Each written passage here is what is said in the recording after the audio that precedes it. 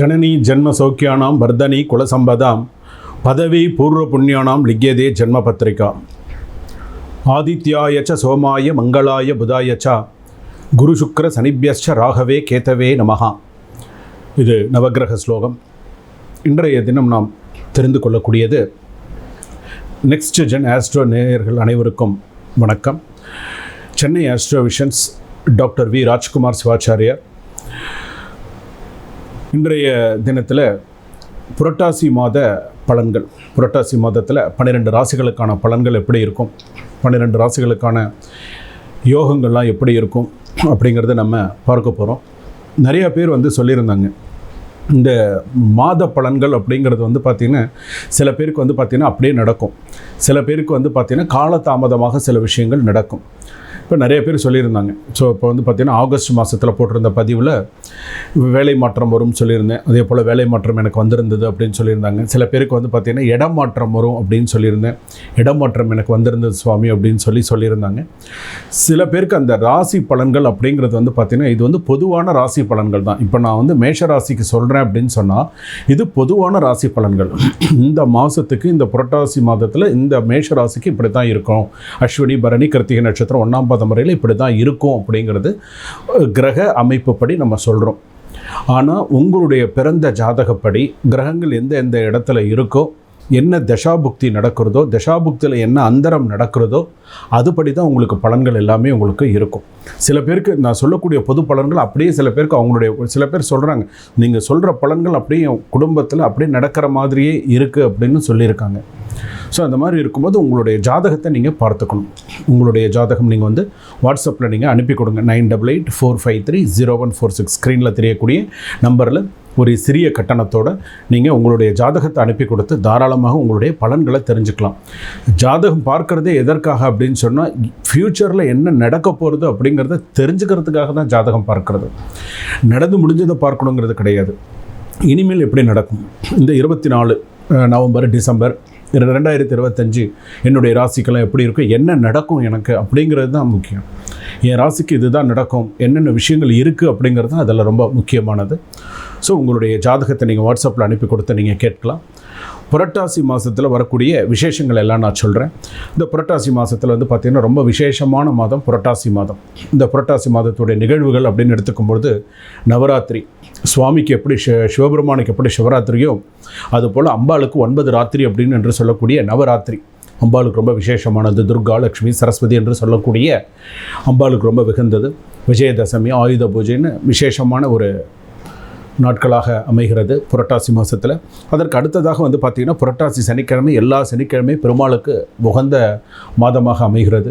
எல்லா சனிக்கிழமையும் எல்லாருமே சில பேர் விரதம் இருக்கிறவங்களாம் தீர்த்தம் வாங்கி சாப்பிடாமல், துளசி தீர்த்தம் சாப்பிடாமல் இருக்க மாட்டேன், அந்தளவுக்கு விசேஷமாக விரதம் இருக்கக்கூடியதாக இருக்கிறது. அதற்கு அடுத்ததாக பார்த்திங்கன்னா புரட்டாசி ஆரம்பத்திலும் சரி புரட்டாசி முடிவிலும் சரி பௌர்ணமி வருது. அதே போல் பார்த்திங்க அப்படின்னு சொன்னால் புரட்டாசி மாதத்தில் மிக முக்கியமானது பார்த்திங்கன்னா மகாலய அமாவாசை, முன்னோர்களுக்கு திதி கொடுக்கக்கூடியது. முன்னோர்கள்லாம் பூமிக்கு இறங்கி வரக்கூடிய ஒரு நாட்களாக இருக்கும். அவங்களுக்கெல்லாம் பார்த்திங்கன்னா இந்த மகாலய அமாவாசை அன்றைக்கி நம்ம அவங்களுக்கு திதி கொடுக்கறது அப்படிங்கிறது ரொம்ப விசேஷமானது. நீங்கள் எவ்வளோ பூஜைகள் செய்தாலுமே திதி கொடுக்கறது அப்படிங்கிறது மிக முக்கியமானது. அது மட்டும் தட்டவே கூடாது. அதனால தான் நம்ம ஜாதக திதி நம்ம கொடுக்காம நம்ம பார்த்திங்கன்னா சில விஷயங்கள் நம்ம முன்னோர்களுக்கு செய்யக்கூடிய சில விஷயங்கள் நம்ம செய்யாமல் காலதாமதமாக தேதியை வச்சு பண்ணி சில விஷயங்கள்லாம் அந்த மாதிரி பண்ணும்போது நம்மளுடைய சந்ததிகளை பாதிக்கும். அதனால தான் சொல்கிறோம், பித்ரு தோஷம் இருக்குது, இந்த குடும்பத்தில் பார்த்திங்கன்னா முன்னோர்கள் குறை இருக்குது அப்படின்னு சொல்கிறோம் இல்லையா, இதெல்லாம் அந்த ஒரு காரணம் தான். ஸோ இது பித்ருக்களுக்கான தினம், மகாலய அமாவாசை என்று சொல்லக்கூடியது. ஸோ அது ரொம்ப மிக சிறப்பான, எல்லாருமே என்ன பண்ணுவாங்க, அந்த மகாலய அமாவாசைக்கு எல்லாம் முன்னோர்களுக்கு நினைவு கூர்ந்து ஸோ அவங்களுக்கு படையெல்லாம் போட்டு பூஜைகள்லாம் நல்ல சிறப்பான முறையில் பண்ணுவாங்க. இப்பொழுது அடுத்ததாக வரக்கூடிய 12 ராசி பலன்களை நம்ம பார்க்க போகிறோம். மேஷ ராசி முதல் மீன ராசி வரையில் பலன்கள் எப்படி இருக்கும், என்னென்ன பண்ணணும் அப்படிங்கிறத இப்போ நம்ம தெரிஞ்சுக்க போகிறோம். சித்திரை நட்சத்திரம், சுவாதி நட்சத்திரம், விசாக நட்சத்திரம், துலா ராசி நேயர்களே, உங்களுக்கு எப்படி இருக்குது இந்த புரட்டாசி மாதமானது, பலன்கள் எப்படி இருக்கும்?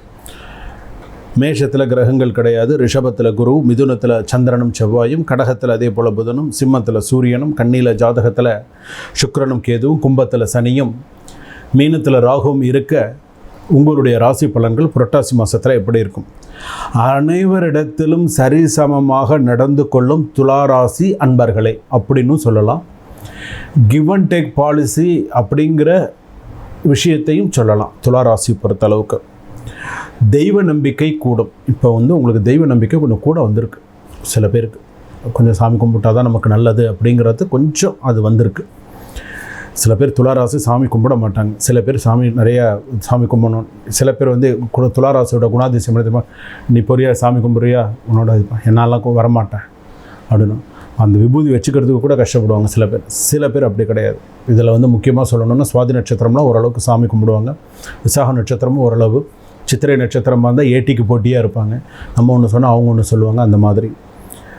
அதே போல் பார்த்திங்க அப்படின்னு சொன்னால் கஷ்டம் நீங்கி ஓரளவுக்கு சந்தோஷமாக வரக்கூடிய ஒரு நேரம் வந்தாச்சு அப்படின்னு சொல்லலாம். அதற்கு அடுத்ததாக பார்த்திங்க அப்படின்னு சொன்னால் புதிய ஆர்டர் புதுசாக ஏதாவது ஒரு விஷயங்கள்லாம் வரத்துக்குண்டான யோகங்கள் உண்டு. பிறர் பிரச்சனைகளை அவங்களுக்கு ஒரு பிரச்சனை இருக்குன்னா நீங்கள் போய் தேவையில்லாமல் தலையீடு பண்ணுறது வேண்டாம். வேலை தவறிய சாப்பாடு, நேரத்துக்கு சாப்பிட முடியாது, வேலை தவறிய சாப்பாடு உண்டு. அதே போல் பார்த்திங்கன்னா பணி நிமித்தமாக பயணம் மேற்கொள்ள வேண்டியிருக்கும். அது உள்நாடாக இருக்கலாம், வெளிநாடாக இருக்கலாம், எங்கே வேணாலும் இருக்கலாம். பணி நிமித்தமாக எங்கன்னா வெளில போக வேண்டிய சூழ்நிலைகள் இருக்கும். எதிலும் கவனம் தேவை. பெண்களுக்கு புதிய வேலை வாய்ப்பு கண்டிப்பாக கிடைக்கும். பெண்கள் இப்போ ஏதாவது ஒரு புதிய விஷயத்தில் எழுதி போட்டிருக்கீங்க, அது ஒரு கவர்மெண்ட் எக்ஸாமாக இருக்கலாம், இல்லை ஒரு தனியார் விஷயமாக இருக்கலாம், எது வேணாலும் இருக்கலாம். புரட்டாசி மாதத்தில் கண்டிப்பாக சக்ஸஸ் ஆகும். ஏதாவது ஒரு விஷயம் கண்டிப்பாக சக்ஸஸ் ஆகும். மனசோர்வு அடையாதீங்க. எனக்கு இது நடக்கலையே, எனக்கு இது வரலையே அப்படின்னு மனசோர்வு அடையாதீங்க, மனசஞ்சலப்படாதீங்க. உங்களுடைய தெய்வ நம்பிக்கை, உங்களுடைய நல்ல விஷயங்கள் கண்டிப்பாக உங்களை ஒரு படி மேலே உயர்த்தும். அதற்கு அதே போல் அடுத்ததாக பார்த்திங்கன்னா புதிய முயற்சி முன்னேற்றம் தரும். நீங்கள் ஏதாவது ஒரு விஷயம் பண்ணணும்னு நினச்சிங்கன்னா கண்டிப்பாக நல்ல முன்னேற்றத்தை தரும். அதே போல் படிப்பில் கவனமாக இருப்பது நல்லது. கடன் பிரச்சனைகள் ஓரளவுக்கு தீரும். மனம் விட்டு பேசுங்க. எதுவுமே மனசுலேயே வச்சுக்காமல் மனம் விட்டு பேசுங்க. யாருக்கிட்டையாவது பேசுங்க, மனசில் இருக்கிறத சொல்லுங்கள். ஸோ எனக்கு இந்த மாதிரி இருக்குது, இந்த மாதிரி எல்லாத்தையுமே மனசுலேயே வச்சுட்டு இருந்தால் எப்படி மற்றவங்களுக்கு தெரியும் இந்த மாதிரி இருக்கா? அந்த மனசு விட்டு சொல்லுங்கள். யாருக்கு உங்களுக்கு நம்பிக்கையாக தோணுதோ அவங்கக்கிட்ட சொல்லுங்கள். எனக்கு இந்த மாதிரி ப்ராப்ளம் இருக்குது, எனக்கு இந்த மாதிரி பிரச்சனைகள் இருக்குது அப்படிங்கிறது மனசு விட்டு பேசுங்க. நீங்கள் பேசாமல் இருந்தீங்கன்னா இன்னும் உங்களுக்கு அதிகமான ஸ்ட்ரெஸ் இருக்கும். ஏன்னா ஏற்கனவே கிட்டத்தட்ட ஒரு எனக்கு தெரிஞ்ச இந்த துளாராசிக்கு கிட்டத்தட்ட 3-4 மாதத்துக்கு மேலேயே சில பிரச்சனைகள்லேருந்து இன்னும் வெளியில் வராமையே தான் இருக்கீங்க. ஸோ கொஞ்சம் கவனத்தோடு இருக்கணும். எதிர்பாராத செலவுகளும் குழப்பங்களும் இருக்கும். ஸோ அதிலெல்லாம் நீங்கள் கொஞ்சம் கவனமாக இருக்கிறது நல்லது.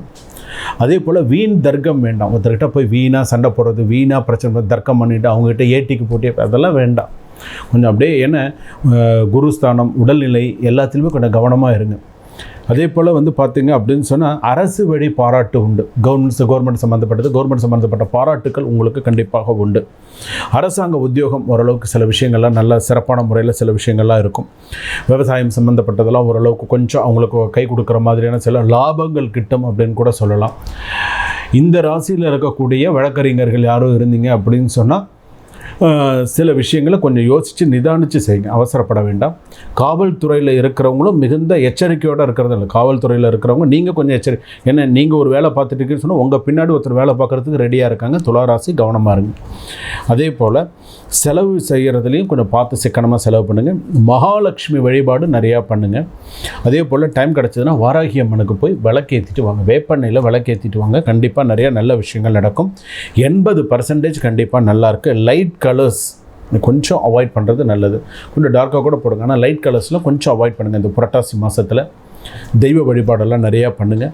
சுவாதி நட்சத்திரத்தை பொறுத்தளவுக்கு கடல் கடந்து போகக்கூடிய ஒரு யோகம் உண்டு.